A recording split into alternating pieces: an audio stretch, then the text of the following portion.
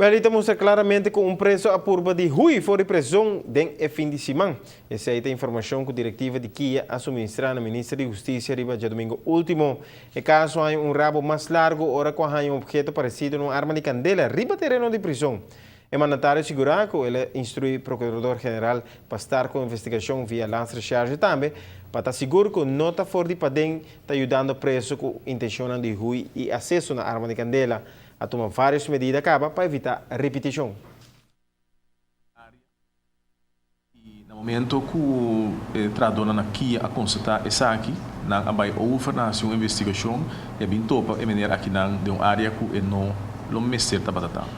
Depois de esse é bem uma investigação mais rigoroso, que me controla toda a área não e é bem constatar que o tava paquete tirado de prisão, com a tirar over de muralha de prisão.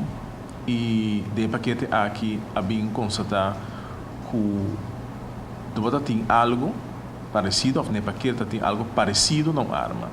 E o que trata de Kia, toma a decisão no momento e do estão contradicional para manejo de Kia para passar o paquete aqui para magna de polícia, recherche técnico, para por assim investigação mais profunda Kiko, isso aqui o portar. O Kiko em todo caso me pode informar passar a investigação que nós fazemos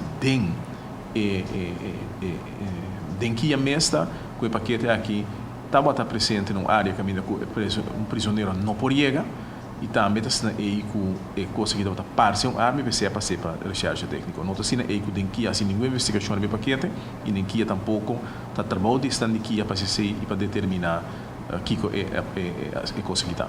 O Ministério da Justiça enfatizou que ele aplica manejo mais estricto contra esse que está assinando culpável de delito de ajuda preso ou de por infiltrar com arma de centro de detenção.